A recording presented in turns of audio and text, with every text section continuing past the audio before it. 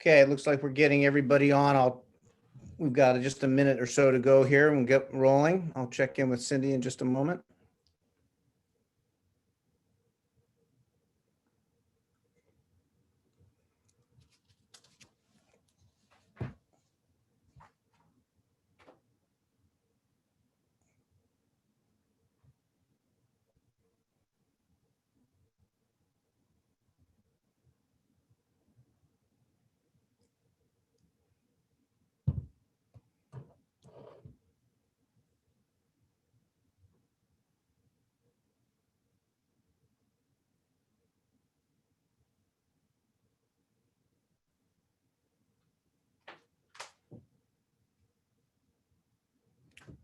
Oh, it's getting on to 6. I'm just getting a note here. I'll be right there.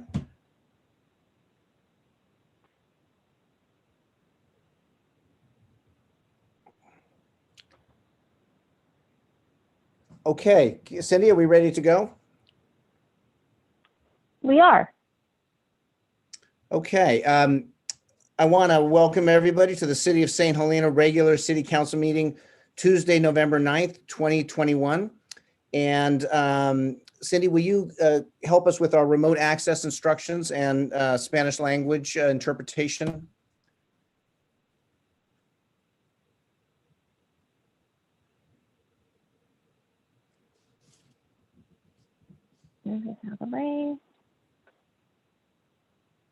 So to participate in public comment by phone, you would dial 669-900-6833 at the prompt. Enter the meeting ID, which is 830-7852-9466, and press pound. During public comment, you would press *9 to speak. Oops. Tonight's meeting will have live Spanish interpretation. To access the interpretation, you will need to use a Zoom application from either your cell phone, tablet, or computer. Instructions on how to use the Zoom app are listed in English and Spanish on the agenda posted on the city's website. Once you join the meeting from the Zoom application, you will see a small globe at the bottom or top of the screen. Click on the globe and you will be able to access the live interpretation. Thank you very much. We'll now move to our Pledge of Allegiance. If folks would mute your microphones and place your hands on your heart and follow with me. I pledge allegiance to the flag of the United States of America and to the republic for which it stands, one nation under God, indivisible, with liberty and justice for all. And we'll move then to the roll call. Mayor Ellsworth? Here. Vice Mayor Doring? Here. Councilmember Hall? Here. Hardy? Here. Chateau? Here. Mayor Ellsworth? I already said Mayor Ellsworth. Yeah. So we're done. Okay, and so we'll now move to our adoption of the agenda. We have one change this evening, and that is item 12.1, the library board item will be heard between items 7.1 and items 8.1. So we'll be moving that up in the agenda. So with that, Cindy, are there any other changes? There are no other changes. Okay, very good. So I'll then put it to the council if there's a motion to pass to adopt the agenda. So moved as amended. I'll second. Vice Mayor Doring? Yes. Councilmember Hall? Yes. Hardy? Yes. Chateau? Yes. Mayor Ellsworth? Yes. And we'll move now to public forum. This is where members of the public are entitled to speak on matters of municipal concern, not on the agenda during public forum. Each person's comments shall be limited to 4 minutes. Each person is entitled to speak on any non-agendized item only once at any meeting. Brief questions by council members for clarifications may be posed and answered, and council members may make requests that items be placed on future agendas. But in accordance with state law, no substantive discussion or action may take place unless and until the matter properly appears on the agenda. I'll look to our city clerk and see if there's any public comment this evening. We're looking and there is no public comment. Okay, very good. I'll bring it back. I'll close the public comment. And now we'll move on to reports by staff and city council, future agenda items, and AB 1234 reports. This is reports by staff and or council members on items of general interest. Brief questions for clarification may be posed and answered, and council members may request that items be placed on a future agenda, except under certain circumstances. The Brown Act prohibits any other discussion or action by the city council. I'll look first to the city staff for updates. I'll look first to our city attorney.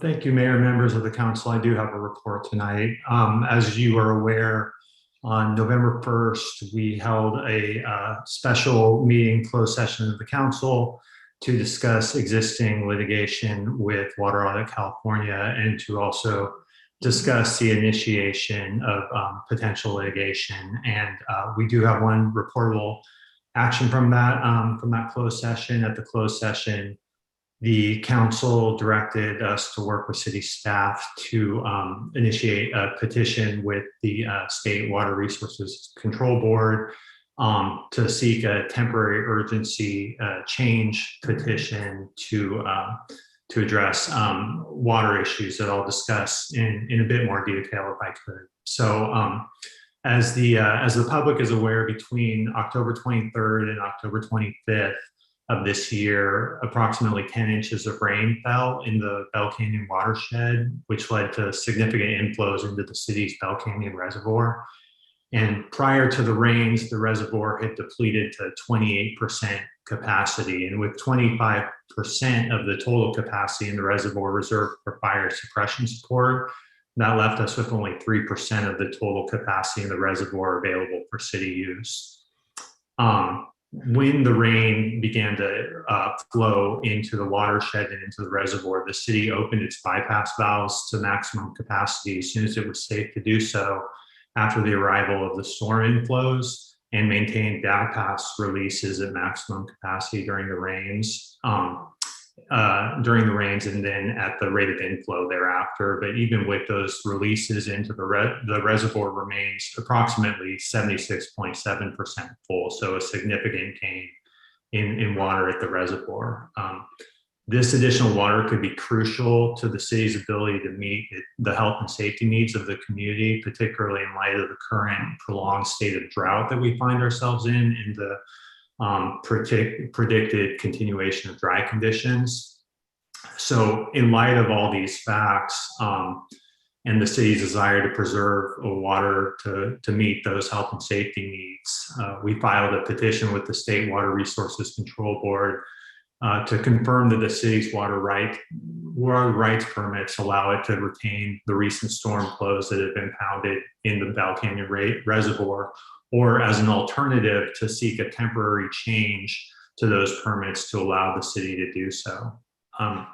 The city's petition to the state board is being posted on the state's website. We'll post it under the Public Works Water tab on the city's website, and interested members of the public can refer to the petition for more detail on the city's request to the state board. So thank you for indulging my long report, and that's all I have for this evening. Thank you, Mr. Walsh, and I'll open it here for council questions if there are any. I had a question. Do we have a timeline on when we might hear something back from the state on this? So as this is an urgency request, we are supposed to get a response within 30 days. Okay, and until then, we just stay on the course we're currently on? Yes. Okay, very good. Are there any other council questions on this issue? Seeing none, thank you very much. And I'll turn and look to our city manager for any updates. Thank you, Mayor. I want to remind the council and the community that we have a special meeting scheduled for Monday, November 15th at 6 p.m. on Zoom. So next Monday, we anticipate publishing the agenda and a staff report tomorrow. And this relates to the forthcoming move of the interim City Hall property on Railroad and the police station at Main Street to the Napa Valley College in 2022. And what those transitions present is an opportunity for the city to think through the future and higher best uses for each site. So the focus of this meeting on Monday is going to be to discuss the rules that are associated with surplus property, discuss the process for zoning and general plan changes, and convene a council discussion of preferences for each site. Because there's going to be programming space available at the Napa Valley College site, we're also going to include the Carnegie Library, the city's Carnegie Library on Oak, in this conversation. So again, this meeting is Monday, November 15th at 6 p.m. Thank you. Are there any other staff updates from any of our other directors? I am seeing Mr. Rincon from Public Works. Yes, good evening, Mr. Mayor. I do have just to report out that we did receive a preliminary bid results from the wastewater treatment plant and bid that we had last Thursday. And the apparent low bidder is Thompson Constructors at $14,888,590 total. And so, yeah, go ahead. Thank you. We have on the staff briefing an update on the wastewater treatment plant. Is this the information that was going to be in that upcoming item here? I don't believe so. This is just a summary. Gotcha. Okay, very good. Thank you very much. And I'm seeing Ms. DeRosa, our planning director. Hi, good evening, Mayor and Council. Just a reminder that the zoning code subcommittee will meet tomorrow at 11 a.m. on Zoom. Thank you. Thank you.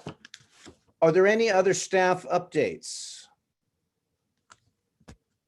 Seeing none, thank you very much, everybody, for the continued work and focus. We'll move now to our council members. Do we have any council members with comment or input at this point? And I am seeing none. Oh, I'm seeing Councilmember Hall and then Vice Mayor Doring. Thank you. And thank you, Mr. Rose. I was just going to mention we're zoning subcommittee's meeting tomorrow. We did meet last week, the Tourist Improvement District, and it was a very good session. Lots of activity throughout the valley. The chamber obviously is staying very busy, as Amy and Stephanie often do. One cautionary tale in the update and in the data was the rate at which inflation is increasing. It's obviously impacting or may have a greater impact on tourism in the future. Clearly, it's having an impact we see in gasoline rates, and I believe, I'm sure Mr. Rincon is seeing it across the board on all of our CIP projects. All of those things are starting to move north at a very uncomfortable pace. That's kind of it. Today, I had an opportunity to listen to the Nicolini family give an update about how their ranch survived the fire. And it reminded me some of their family history of an update given recently at the Historical Society about the Swiss Italian heritage and the early history here in the Upper Valley. And I just wondered at a future agenda if there's any interest in including a discussion about how we go about forming a sister city with the city of Bellinzona in the Ticino canton in southern Switzerland. I think there's a lot of families here that were part of our early winery industry, and I think it'd be neat to look into this topic and see if we can do something. I would be supportive of that, depending on staff priorities and staff capacity. Certainly, that's something of interest to me. Thank you, Vice Mayor.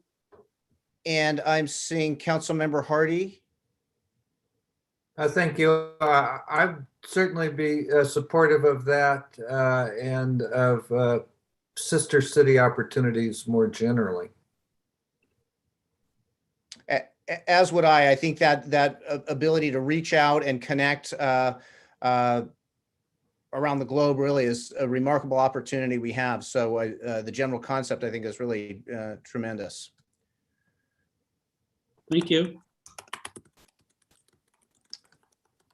Okay, any other council comment at this point? Just a brief announcement, Mayor. The Blue Zones project for the Upper Napa Valley is kicking off on Saturday, November 13th from 10 a.m. to 1 o'clock p.m. at Lyman Park. I understand that this is going to be a family-friendly event featuring free samples of healthy bites prepared locally, fun giveaways, multiple chances to win a $250 gift card from a local grocery markets, and a chance to hear guest speaker brother Nick Butner share his thoughts about the Blue Zones story and how it can impact our community. So encourage you all to go. Thank you. Thank you very much. And I'm seeing Councilmember Chateau. I'll just be really brief. I wanted to tell you about getting to sit in on the firefighters, the interview process, because it was so enjoyable to see all of the positive comments that every applicant said about wanting to be a part of our fire department and how unique and special the culture was. It made me feel really good about what we have going on in St. Helena with our fire department. There were really good, qualified, all gentlemen coming through. I'd hope to see a woman, but maybe there's not, we can't have that yet. But all of the gentlemen were just really wonderful and so professional and had amazing things to say about our fire department and why they wanted to be there. So I wanted everybody else to get to a little sense of that feeling that I got sitting there that day, listening to them. Thank you. Okay, I have got a few things here to get through. I'll try to be brief. First of all, I want to thank the county. I want to thank everybody who participated in expediting the reopening of Silverado Trail. The focus on that was tremendous and really needed. So I want to put out a thank you for that. The meetings that have been going on with the Groundwater Sustainability Plan Advisory Committee and the WIC, which is the Watershed Information and Conservation Council, have been great dialogue in terms of helping understand our water resources more completely, tying in also with the drought contingency plan and the work of the flood board. I think we're at a place where we're learning more and more about our resources, our water resources, and how to manage them. So as challenging as this last year has been, it has pushed the conversation forward, and those conversations continue. The Groundwater Sustainability Advisory Committee work will be wrapping up here soon, and be more available for people to see the results of that. But I just want to let folks know that, in my opinion, we're getting a better sense of our water situation than ever before, really. On Saturday, November 13th, it's Stevenson Day, and this is at Robert Louis Stevenson Museum down on Library Lane. So Saturday, November 13th, celebrate the life, legacy, and birthday of author Robert Louis Stevenson, who has a significant person here in Napa County. And that celebration goes from 12 noon to 4 p.m. at the Robert Louis Stevenson Museum to explore the newly redone exhibit and take part in some fun arts and crafts. They will have pirate hat making, art projects, and a progressive story that they will share online at the end of the day. So I want to encourage folks to stop by there. They're very happy to be reopened and welcoming folks. Want to remind folks to drive carefully as it's getting darker and it's wetter, and we have kids and seniors out there. So driving carefully, I think, is very important. Want to encourage folks to participate in the Fire Safe Council and the Firewise Foundation. The fact that we did not have a significant fire event this year, I think, gives us a little bit of opportunity to be proactive in the off season, so to speak. And I think that tie-in with the Firewise Council, Fire Safe Council, and Firewise Foundation is very important. So if folks look for opportunities to get engaged there, I think that's an excellent thing. And then finally, I want to mention that COVID is still out there, and vaccinations are happening throughout the community. Adventist Health has been having their mobile unit be available. Folks can find out more about when the schedules are through Adventist Health, through the schools. This Thursday, There'll be something in St. Helena from 10 a.m. to 4 p.m. at the Napa Valley College Up Valley campus. And then also on November 13th, Saturday at Lyman Park from 10 to 1. So just want to be conscious that COVID is still an issue, but vaccinations are being more available, and want to thank everybody for their participation in that. And with that, then, we will move to our presentations and public recognitions. And this is item 7.1. This is Napa Schools for Climate Action presentation. And I believe we have Alisa, Karesh, and Emily Bitt on.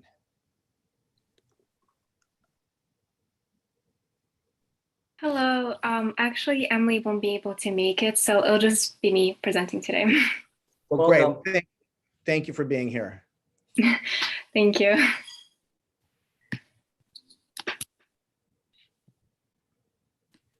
I was actually wondering if it would be possible to share the presentation that's like the actual local slides, because we have several videos that we want to show, and I don't think they're embedded in the PDF version.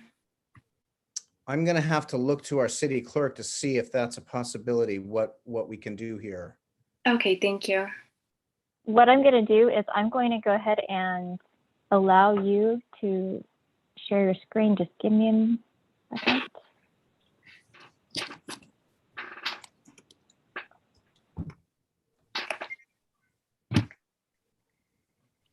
I should go ahead and try to share your screen.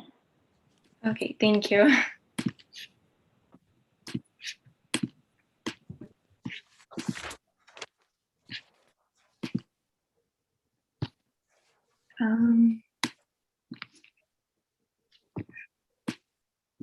Okay.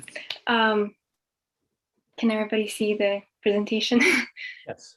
Okay, thank you. Hello, my name is Alisa Karesh, and today I will be talking a little bit about our youth-led group, Napa Schools for Climate Action. As I said before, initially, the other co-president, Emily Bitt, was supposed to be here to present with me, but unfortunately something important came up, so I'll be presenting by myself today. So to start off, who is Napa Schools for Climate Action? Well, Emily and I, along with all of our other youth members, are students. Napa Schools for Climate Action is a longstanding coalition of high school students from various schools, teachers, community members, local leaders, and more, who are working together to find ways to combat our growing climate crisis, specifically in Napa County. And as you can see, oh, we don't have this, oh, sorry, I haven't gotten to the slide. Oh, I'm sorry. I accidentally skipped over the slide. Well, this is the slide that has all the pictures and stuff on it. And as you can see, there are some art pieces from the contest we held back in April called Our Futures in Your Hands. So these are all the student members who've been involved in the past. And here are all of the pieces that students submitted. And now moving on to what our mission is. So our motto, as seen on the slide, is no school should be a silent witness to the climate crisis. This is something we consider to be very true, as primary and secondary schools are the foundation of our education, and to ignore the climate crisis is to put our futures at risk. Now, our mission is quite simple, and we like to use the 3 E's and the 3 A's to simplify it. We aim to educate, engage, and empower. So first and foremost, educate. We want to educate our peers, families, etc., on the dangers of climate change, the price we'll eventually have to pay if we don't act now, and more. Secondly, we want to engage others by going out into our community and actively seeking out opportunities to get more people involved. And finally, empower our peers to speak up and advocate for what they believe in. And whether it's providing opportunities for their voices to be heard, sharing ways that they can incorporate climate action into their personal lives, or just creating a comfortable environment where they could ask questions and collaborate with others towards a common goal. Now, these lead to our 3 A's: awareness, accountability, and action.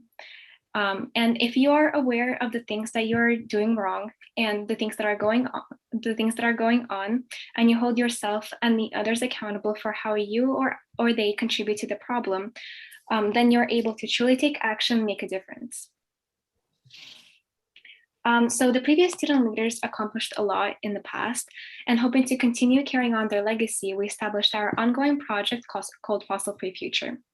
There were many reasons as to why we decided to concentrate on the fossil fuel industry, but our main reason was Governor Newsom's executive order, which, as you already know, stated that California will be phasing out the production and distribution of gas-powered vehicles by the year 2035.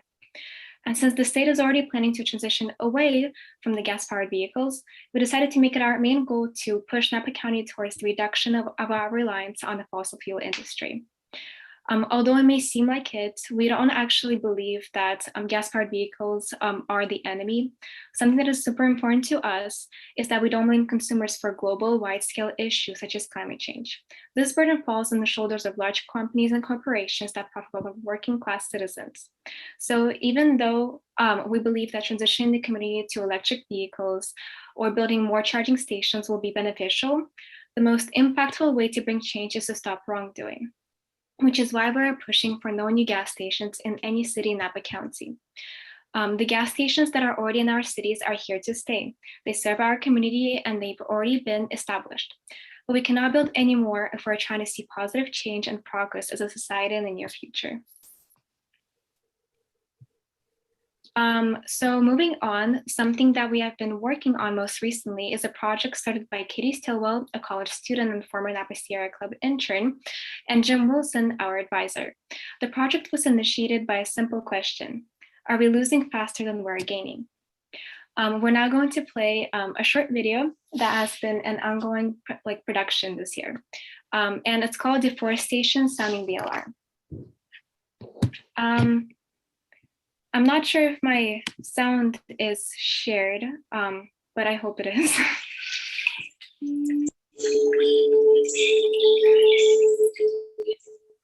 Can you hear it? Yes. Okay, thank you.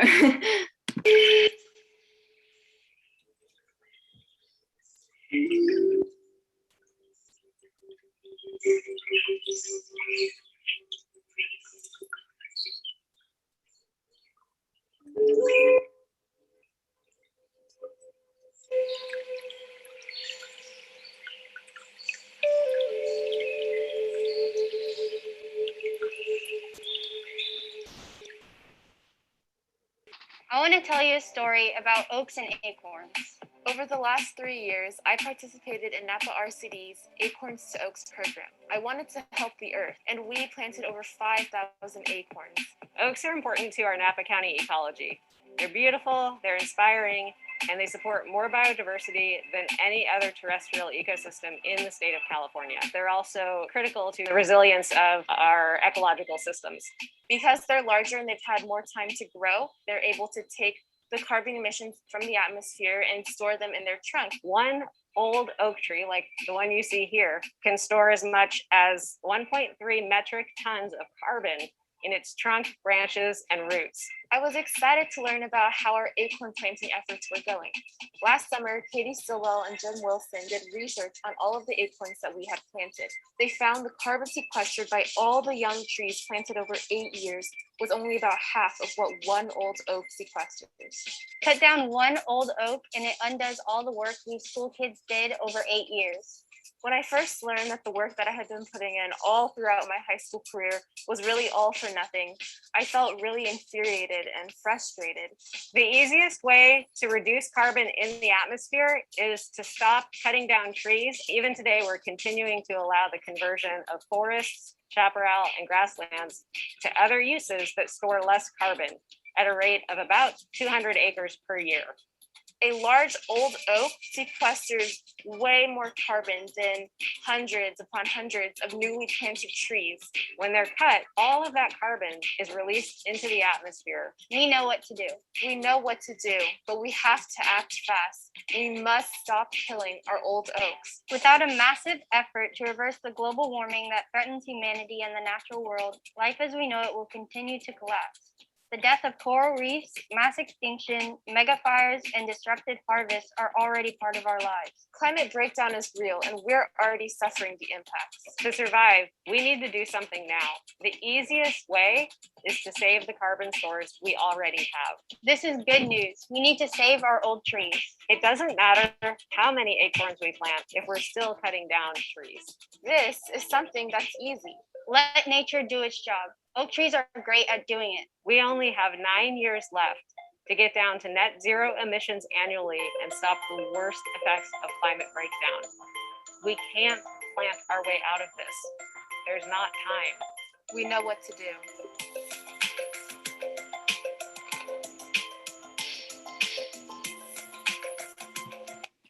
So yeah, that was the video.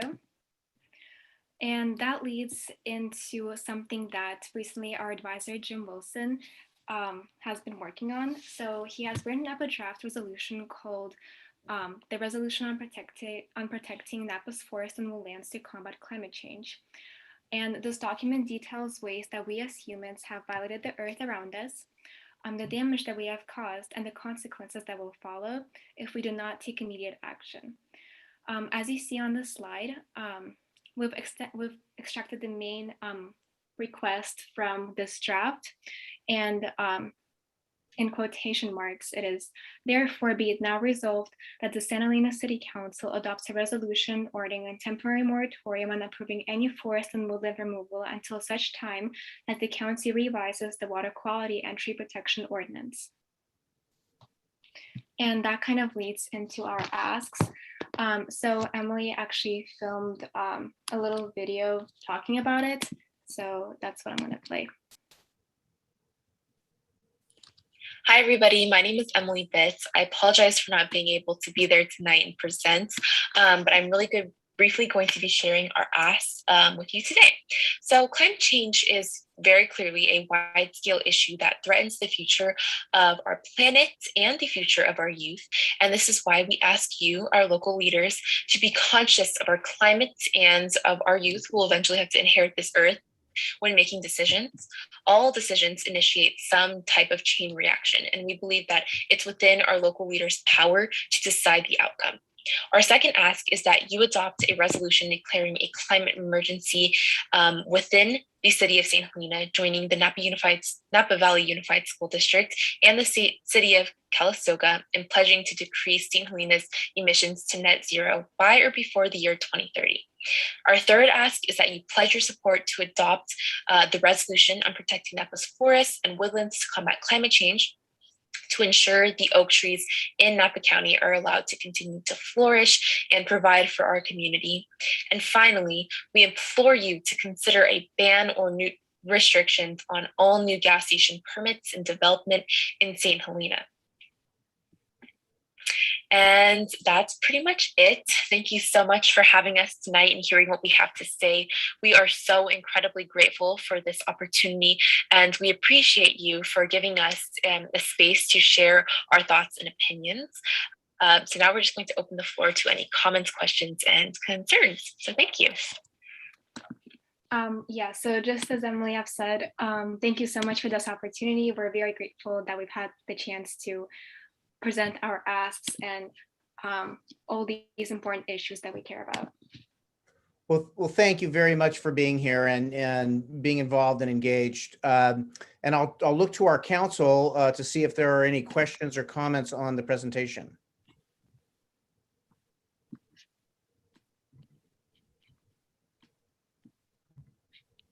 And I'm seeing none.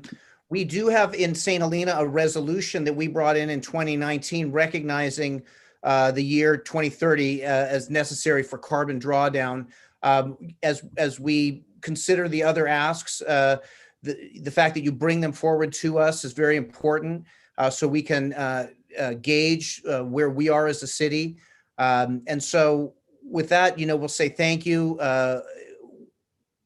We're moving into an era where I think the realization for a lot of people is that it's happening now for these generations. I think for many years, folks lived thinking it was some further generation that would be facing these realities, but it's here now. And it's our generations, your generations. And so very timely. And so thank you very much for bringing this forward. And we will continue to consider what we can do to move in the right direction. Thank you. Thank you. So with that, then we will move to our consent. We will move to our staff briefing. This is 8.1, and we will circle back to Mr. Rincon, our Public Works Director, on the wastewater treatment plant upgrade project. Oh, I'm sorry. Hi, Cindy. Hi there. After the presentation, we were going to hear 12.1. You're right. I'm sorry. I had that note. So Mr. Rincon, if you could hold off for a few minutes, we'll move now to item 12.1. And this is our Library Board of Trustees vacancies.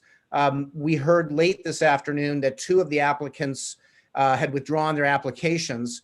And so we just have 2 now whose applications are in. And so we won't need to go to a vote on this. I'm just going to bring up the item here from the previous meeting here. So the two whose applications are still in are Alexandra Haslip and Juliet Valmont for the library board. The question then, I would put forth both and nominate both. The question then would be, there are 2 different terms. One starts now and one starts on December 1st. Are there any thoughts from council on how to put forward a name for those? If not, I'm seeing Mr. Hardy, Councilmember Hardy. Yes, just a question, Mayor Ellsworth. When do the terms expire? I will look to our clerk. June of 2022. Both terms, both appointments, both spaces expire on the same date. That is correct. Oh, thank you. I have 1 vacancy that starts immediately, and then there will be a vacancy effective December 1st. So I just need I need a motion for either Juliet or Alexander to be appointed immediately, and then the other would be December 1st. So I would make the nomination, just going down my list, first for Alexander Haslip to be go into the current vacancy. Second. Mayor Ellsworth, Yes. Vice Mayor Doreen, Yes. Councilmember Hardy, Yes. Paul, Yes. Chateau. Yes. Okay, and then on our second appointment, beginning December 1st, I would then nominate Juliet Valmont. I'll second.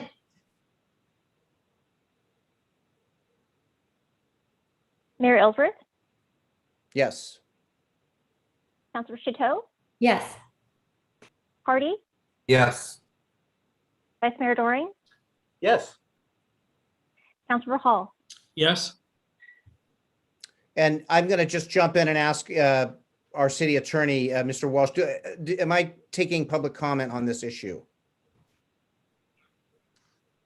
You should give the opportunity for public comment. It's one of those, yeah, you should. Okay, very well. I will open the public comment on this. Did you want to consider reappointment of Brian Kramer to the Napa County Mosquito Abatement District? Yes, but let's open this public comment on the library issue first and then go to that. Okay. There are no hands raised. Okay, very good. I'll bring that back. We'll close public comment there. And so both of those nominations are supported and passed. And thank you very much for the public participation on those from the applicants. Very much for stepping forward. And now we'll look at the Napa County Mosquito Abatement District. And this is Brian Kramer. And so we got a little update and information from Mr. Kramer today, and I'd be very happy to nominate him to continue in this role.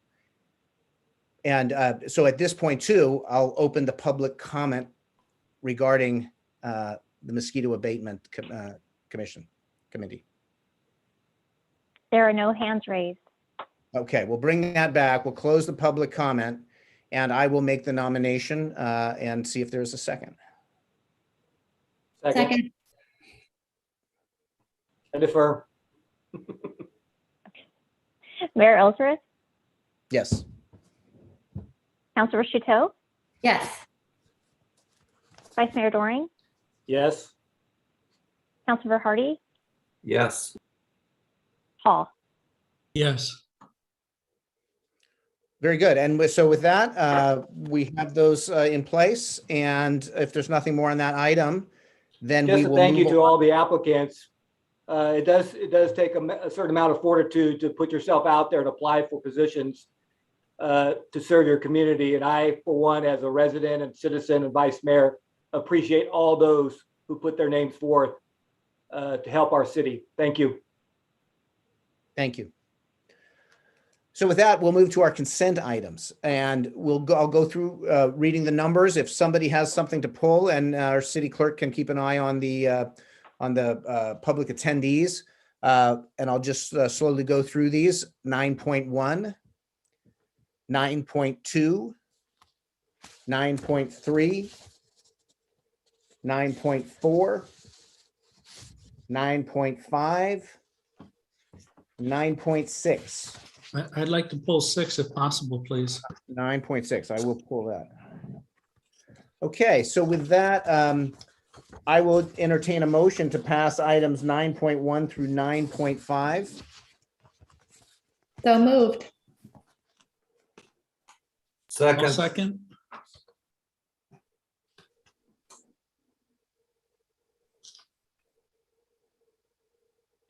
Was that Councilmember Hall that made the second?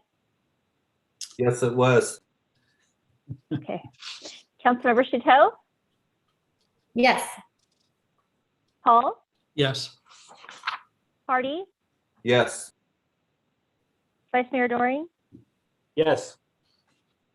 Mayor Ellsworth, Yes.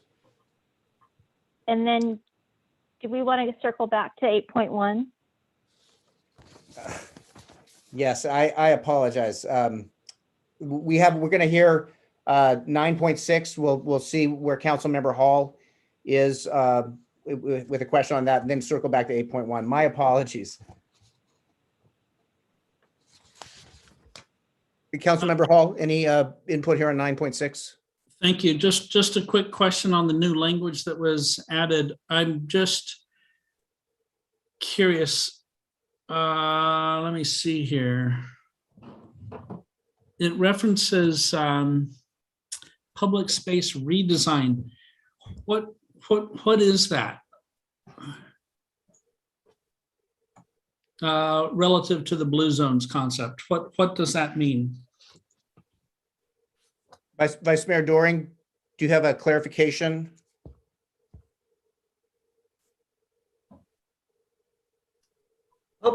I don't really know what it's referring to specifically, but the whole idea is to promote movement and healthy activity in the city. And so it's the cities, Yountville, the town of Yountville, the city of Calistoga, and the city of St. Helena, trying to create policies that will effectuate that sort of that idea. So we are in the middle of working on a blueprint that further defines some of the terms that are used. And I don't have enough knowledge because I was brought into the Blue Zones project extremely late in the game. So I don't have enough detail there, and I'm not even sure the Blue Zones project has enough detail there, but it's evolving. Maybe the city manager could add more to how that language came about, but it's coming from the blueprint itself. Okay, and thank you, Vice Mayor. Is it your sense that this is things like maybe walking trails, sidewalks, public parks, things like Absolutely. this, or something Yes. else? Yes. Yeah, okay. Okay, I'm I'm fine. I was just curious what it was. It looked like those were two new paragraphs, and we're rescinding the original one that we reviewed together last month. That's it. And it sounds like it may be revised again in the future at some point. Well, the resolution doesn't need to be revised in the future, but the blueprint that is governing the steering committee that I am on is not final yet. And that will evolve over time as we focus more on it. I must admit, it is a project that it's hard for the community to get its hands around. Yeah. And I am encouraging folks to attend the sort of grand opening on Saturday to get more information. It's I'm learning as we go along, and so that would be something in terms of what the asks of the cities are. That's extremely important because that obviously goes to our financial ability to respond to those asks. Yep. So thank you, Vice Mayor. Okay, thank you. And then we'll open that up for public comment and see if there are any members of the public with any thought on that, any comment or question.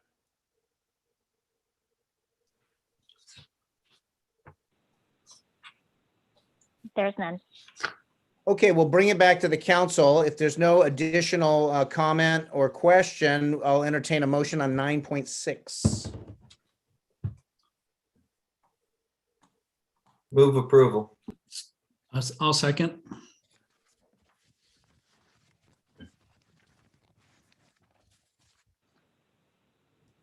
Councilmember Hardy, Yes. Hall, Yes. Vice Mayor Doring, Yes. Councilmember Chateau, Yes. Mayor Ellsworth. Yes. So now we will circle back to item 8.1. I'll thank Mr. Rincon for his patience as we wound our way back. 8.1, please. All righty, so just go ahead, I'll go ahead and reiterate what I told you a little earlier, is that we had 5 bids come in last Thursday. The apparent low bidder is Thompson Constructors out of Novato, California, with a bid of $14,888,540, excuse me. And so that was out of the 5 bids. The high bid came in at $17,817,300.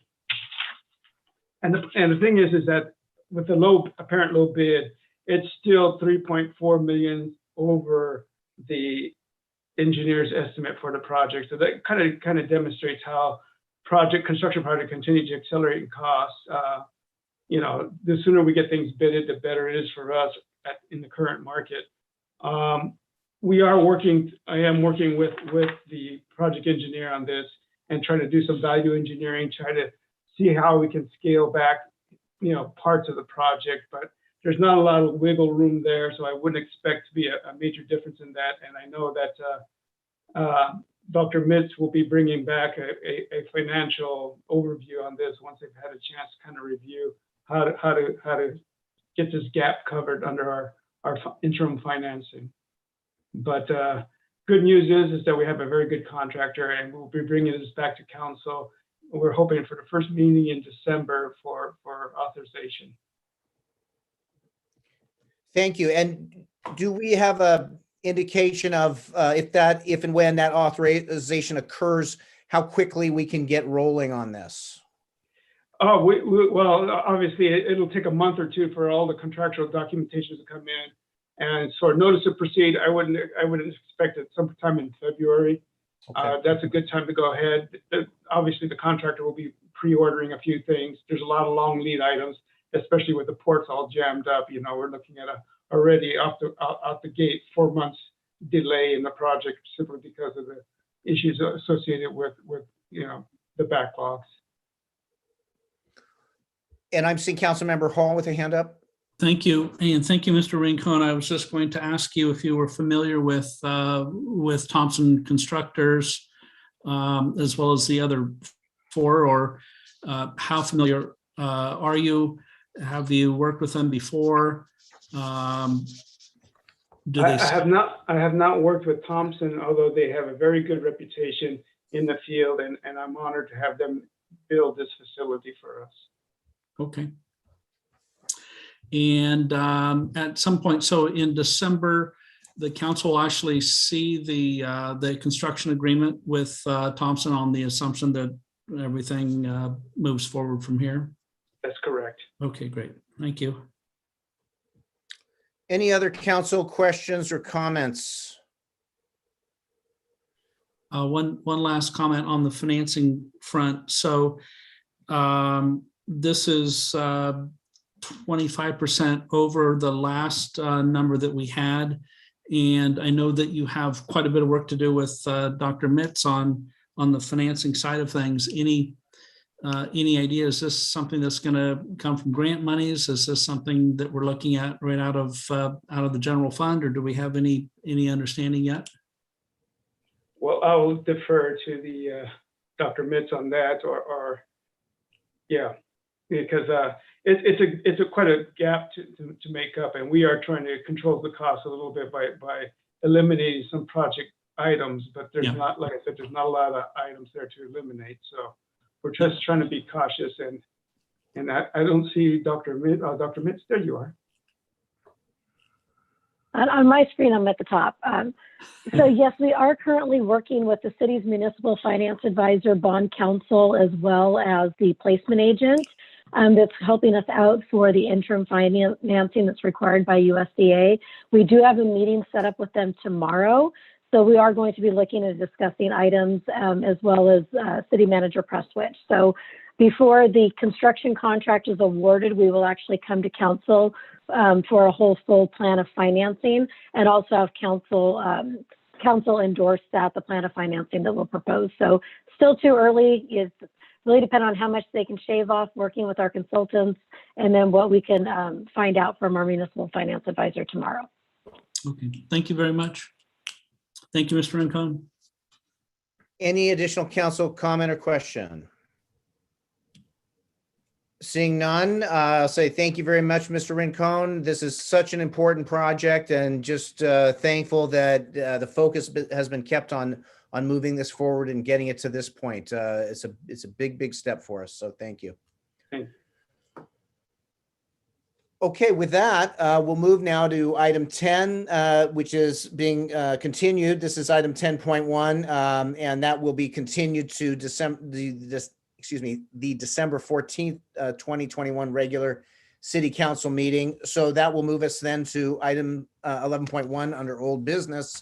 This is the R1881 downtown streetscape update, discussion and direction regarding segmenting project. And this is also Mr. Rincon.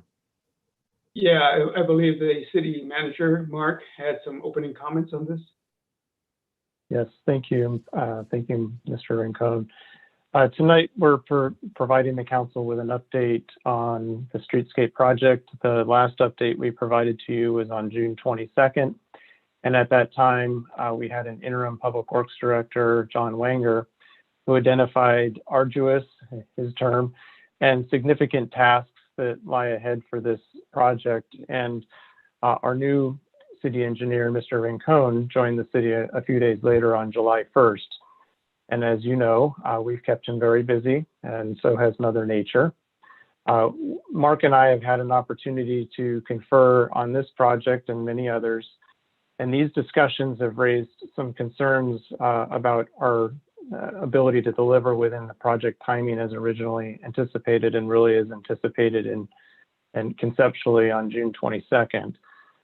Tonight, we're going to discuss the challenges that lie ahead to deliver this important project, as well as a conceptual segmentation approach that would balance the financial realities of the project, and the bids that we just talked about on the wastewater treatment plant are representatives of some of the challenges with this bidding environment, as well as balancing the project's time-consuming right-of-way and easement issues that were discussed on the 22nd of June.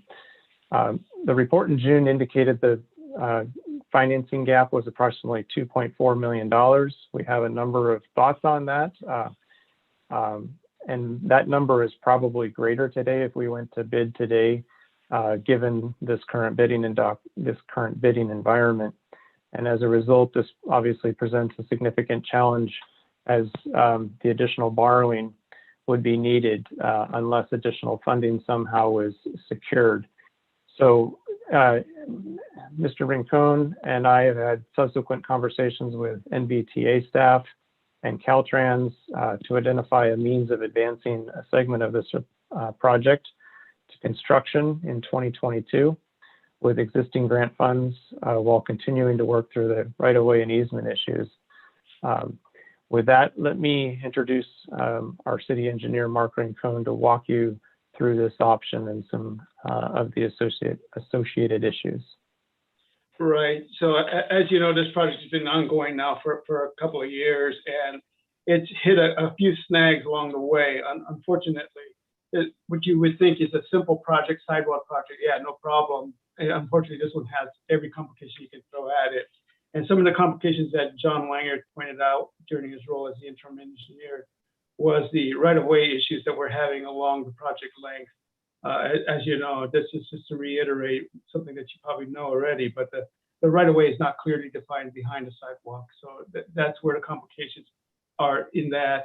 And of course, the funding, the funding is short. We're about $2.4 million short in terms of the identified funding.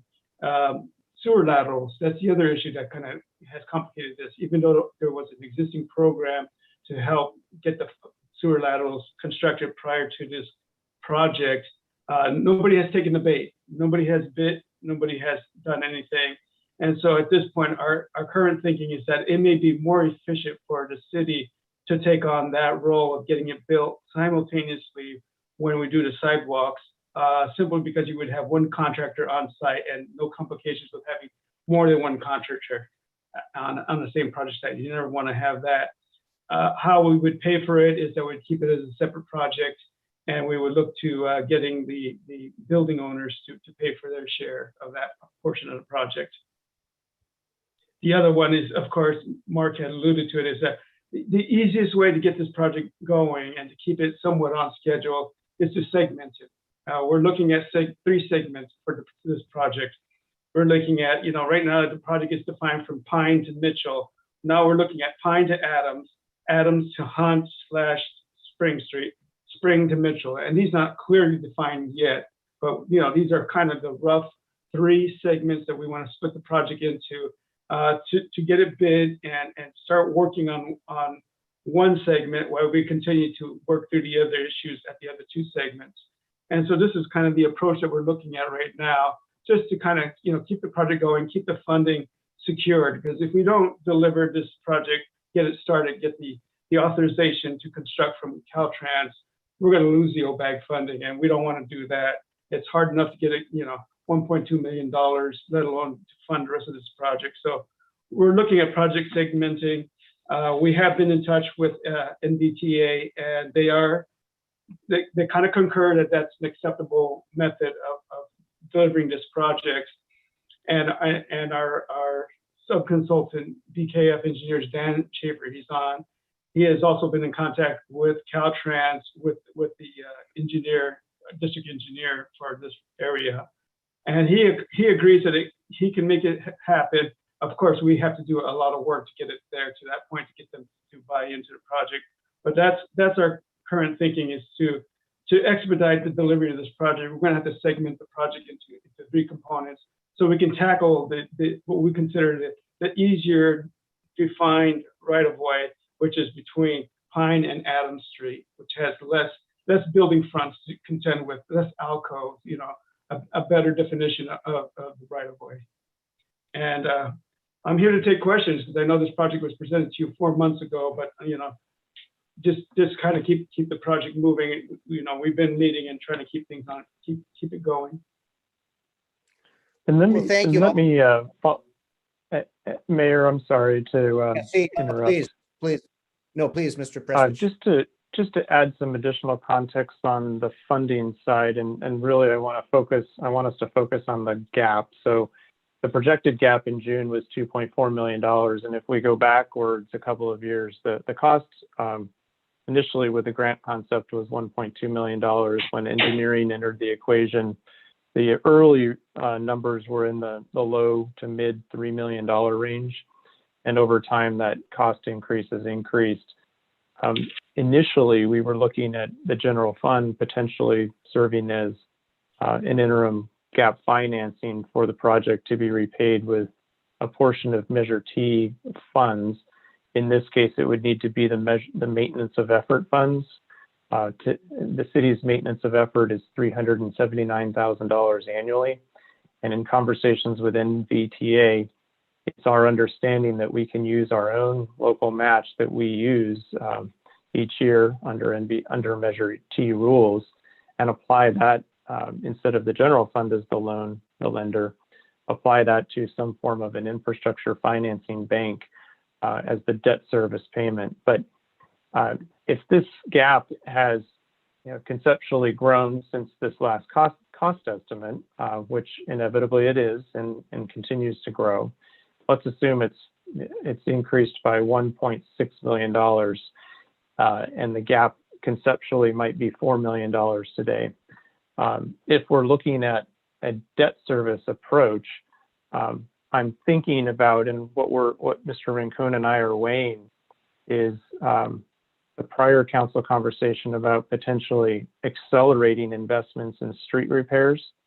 But as this cost increase grows, more of that increment that is used for the maintenance of effort would need to be applied to a loan unless there is another financing instrument available for us or funding instrument available for us. But for example, on a 15-year, $4 million loan at 5%, that annual payment is $379,000.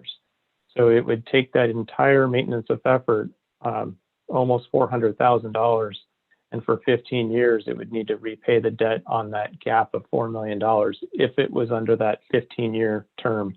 A 30-year term would drop that to $257,000 annually. And we've looked at, obviously the numbers are a little lower for a $2.4 million gap, but we're thinking through the feedback that you provided to us during the budget process this past year, both in June, as well as the conversations that we had in September. And that's an additional consideration as we contemplate how do we hold on to the dollars that we have today. And then in addition to that, we know that there's a new round of funding, OBAG 3, that should be available for competition in 2022. So our interest, regardless of approach, whether it's the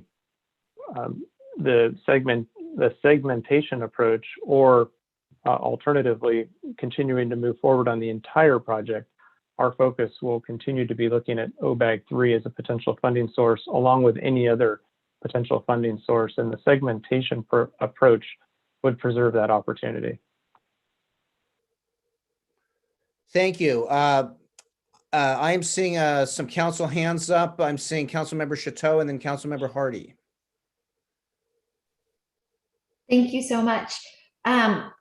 Just so I understand what you're just saying, would we, if we move forward with the city manager, if we move forward with the first option with the project base, which is what I was wanting to do, so we at least don't lose the grant and we keep moving forward, do we then get to also keep that road money? I think you're talking about that extra 200,000 that I saw as money that was available for active transportation and some of those newer projects we were looking at.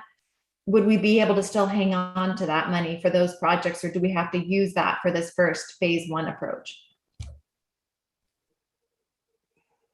You're on mute. Thank you, Councilmember Chateau. What I believe you're referring to is the conversation that the council had on September 14th about the $200,000 one-time monies. And we're not focused on that. Those monies are dedicated specifically to some form of street maintenance or street improvements. So that $200,000 can be used for some of those crosswalk recommendations that are coming out of the corridor studies. When we're thinking about how we fund the gap, for the last year and a half or two, we've been thinking about first the general fund as a loan, repaid with some form of Measure T dollars. The debt service was smaller a couple of years ago, but now as that debt service is growing to $250,000 to $400,000, it's beginning to raise, particularly in the context of the council's conversation. If you remember the presentation that interim city engineer John Wanger provided, an extra $200,000 investment annually in our street maintenance would accelerate the PCI, improve our PCI scores, and keep the trajectory heading better as opposed to potentially slipping and moving down.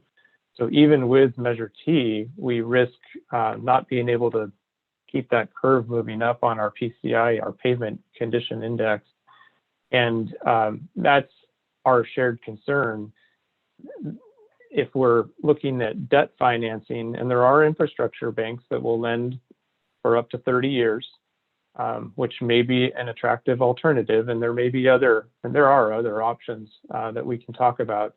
But that type of debt service is going to require an annual payment of $250,000 to $400,000 under these assumptions. And we recognize that it begins to create potential challenges on our ability to properly invest in our street maintenance, because it's going to dilute a little bit of those, it's going to dilute some of those Measure T dollars. So the segmentation approach, we're hopeful that with the block that Mr. Rincon described from Pine to Adams, it has fewer parcels, which means conversations with fewer parcel property owners. It has fewer sewer lateral issues, and the city owns some of the property. So our thinking is that project should be the most affordable block, and we're hopeful that that can be done for $1 to $2 million, which would mean that the grant is largely utilized, and those grant dollars can be put to immediate use. The additional 2 blocks would have been essentially part of the funding that we would need from some entity. And we would continue to work on the easement work and the right-of-way needs into the next year. And at the same time, apply for OBAG 3 funding and any other source of funding that we can find that can help us deliver the project, given the cost realities of delivering the additional 2 blocks. I hope that's helpful. That is. So what I heard is that we don't have to borrow that big amount right now to do this first part if we choose to divide it up in different phases. That $1.2 million grant we have should cover most of the cost. We're hopeful it would. We would need to bid the project to understand it, but if there is going to be a gap, it's going to be a much smaller gap than if we had bid the entire project together as one project. Thank you. Thank you. And I'm seeing Councilmember Hardy. Yes, thank you. Just wanted to circle back briefly with Mr. Rincon. Who is doing the analysis of the easements? Or particularly, excuse me, who's doing the analysis of where the boundary between the Caltrans property and the private property is? Understood. Right now, it's becoming a little bit more complicated. Looks like we're going to have to pull title reports for each of the properties to get a better definition of what their frontage includes and does not include. And since there's about 40 properties to deal with, we're going to have to order about 40 title reports. BKF is we've kind of identified that they would help us through that portion so that we can set the project up so that we can take it to another agency, basically the county of Alameda or the county of Contra Costa, to go ahead and produce the proper documentation for Caltrans to go ahead and get the right-of-way certification underway. I'm not sure you answered my question. Okay, throw it to me another way. Well, I mean, it just happens that I've done some work in the recent past for a client who owns property on Main Street. I think it's actually in the block between Pine and Adams. And we weren't concerned with the Caltrans side of the property, but a chain of title was required. And the description is typical of what I've seen on other parts of Highway 29 frontage properties, because the road to Calistoga was created before there was any state of California or other related jurisdiction to whom a dedication of a public right-of-way could be made. So typically the deeds simply call out, if they're old enough, to the county road. In the city, once the city's incorporated, they call out to Main Street. So, while you were talking, I opened up the chain of title, and sure enough, there's a description of the parcel. It's repeated in every deed for, I think, over 100 years. And, it's 60 feet along Main Street, and then 170 feet back and 60 feet, it's a rectangular parcel, 60 by 170.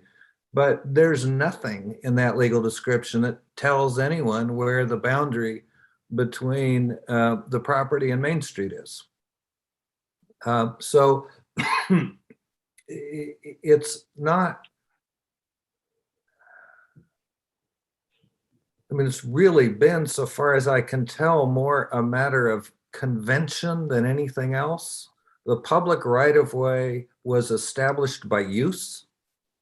And to the best of my knowledge, what Caltrans owns is whatever Napa County owned at the time that the road to Calistoga became a state highway. But there was never anything like the kind of description that arises out of the ordinary dedication or grant process that regulated creation of public roads and streets after the first state legislature adopted the first Road Act. That kind of documentation doesn't exist for what is now Highway 29. So it's a fairly specialized subject. And my question is, who is doing the analysis? Not what is being analyzed, but who is doing it? It's complicated. I'm glad BKF is here, Dan Schaefer, because he would know more than I would. But going through the Caltrans relinquish process, they defined of course, they clearly had their definition of back of curve. But beyond that, between the back of curve and to the property line, was not clearly defined, and they kind of left it at that too. That's my understanding, and so that's why state just walked away from that portion, and is now city right of way, but ill-defined on one side and defined on the other side. So that's what we're kind of up against. But Dan, I would welcome your comments on this. Sure. So what we've done so far is we've done some boundary analysis to go out and find monuments, to find property corners, and that I can say that almost every property out there is different from the adjacent property.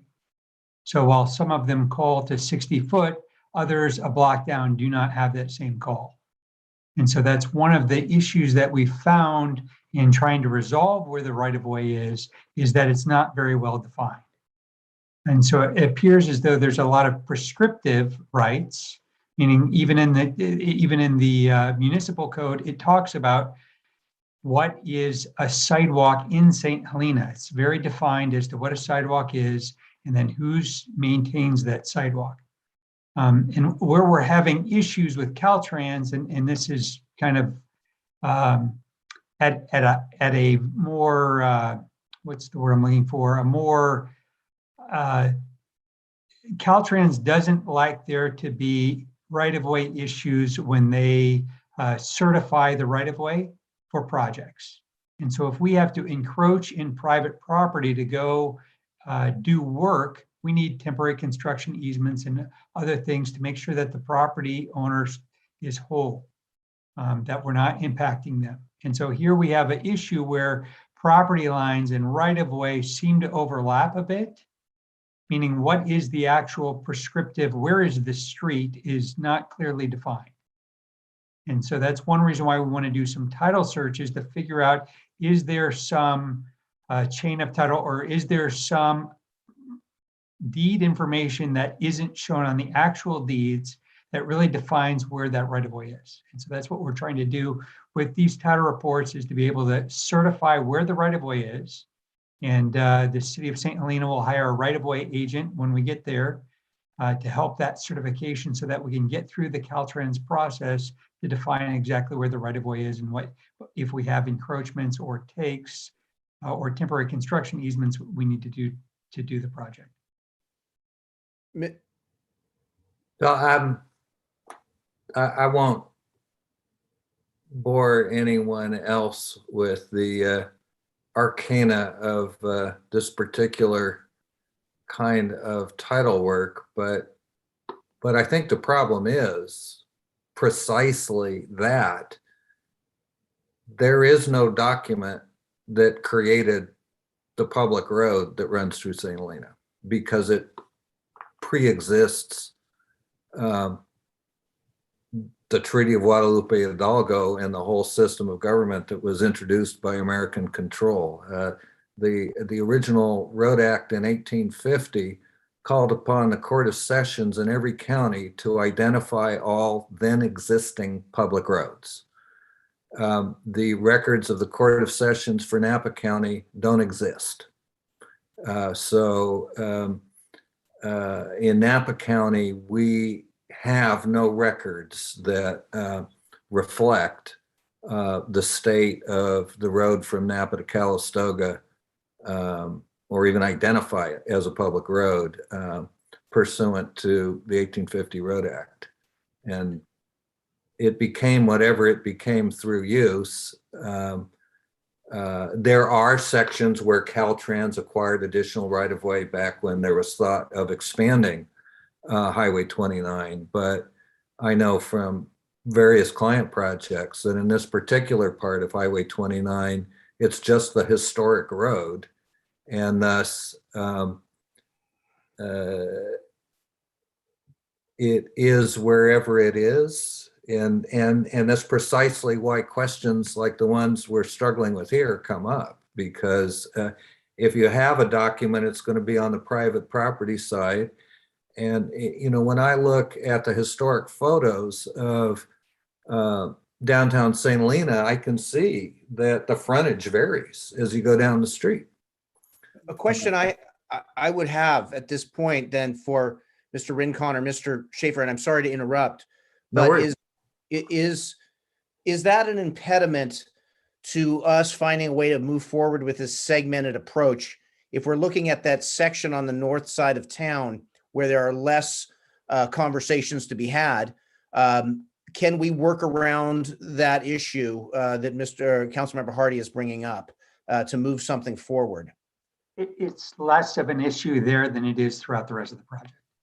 And so I guess my thought would be, if we were to be able to decide to move forward on the segmented approach, would that give us time, in a sense, to multi-track that other aspect as we look at the other segments? You know, while we move forward on the one, do we have the capacity to at the same time be really asking or answering those questions that Councilmember Hardy's bringing up about the larger issue?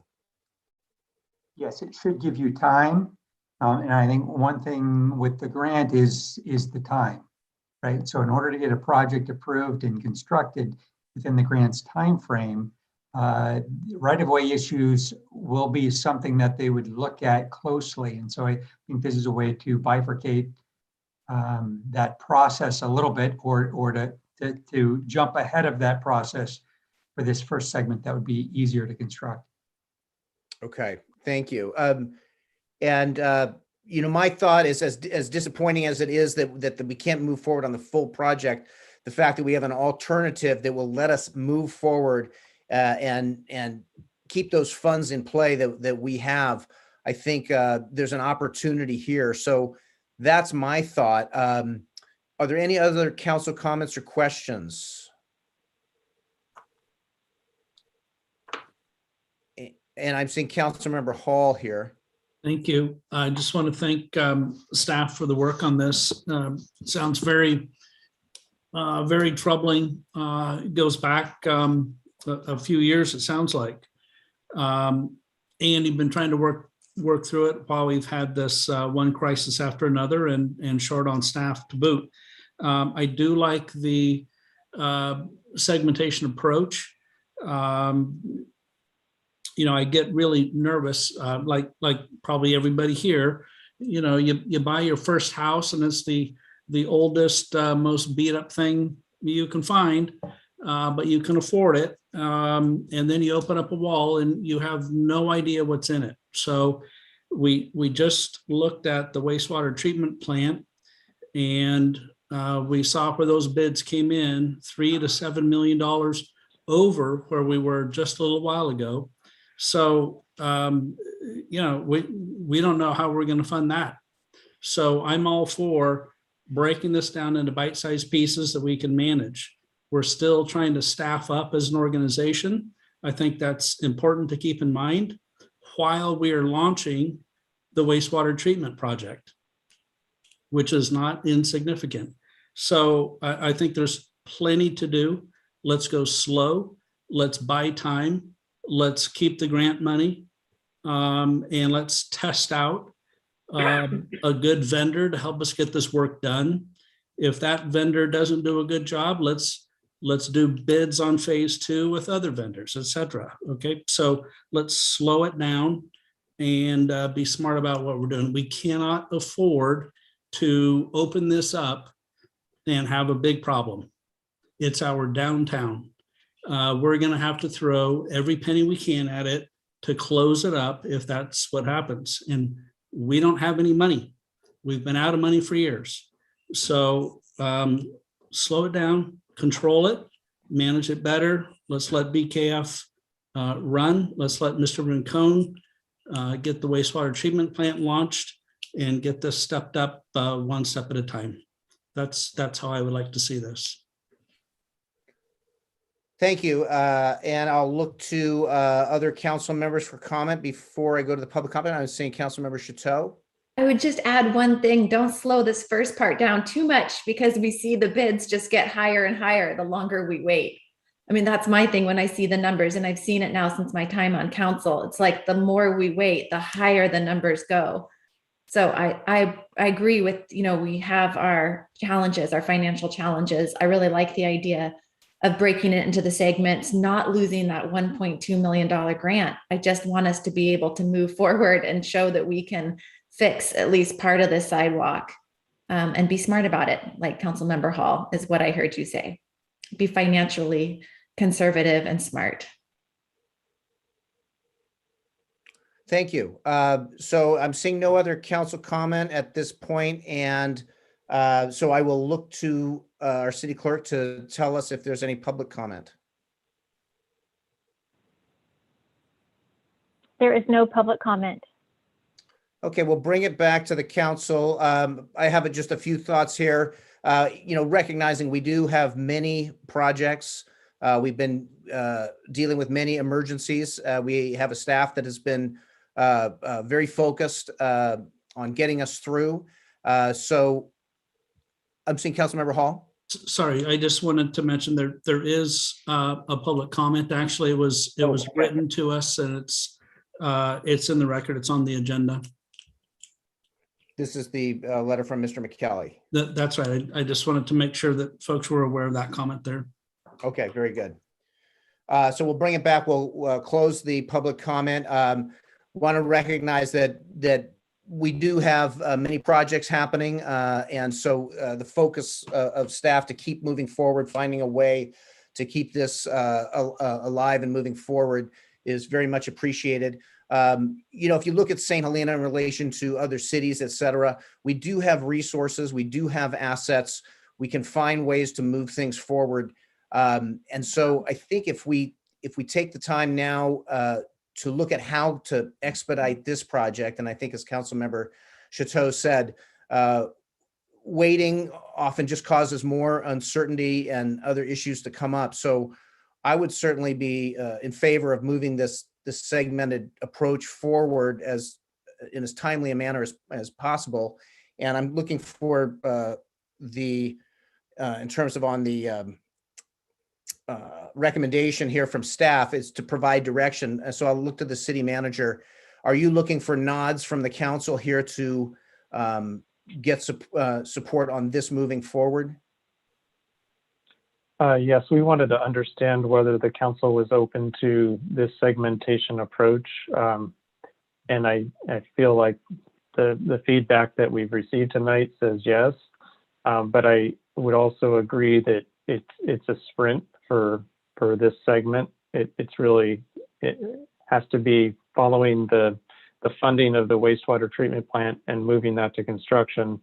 This is going to be the next highest priority. And to address the organizational capacity, I mean, it is an absolute reality.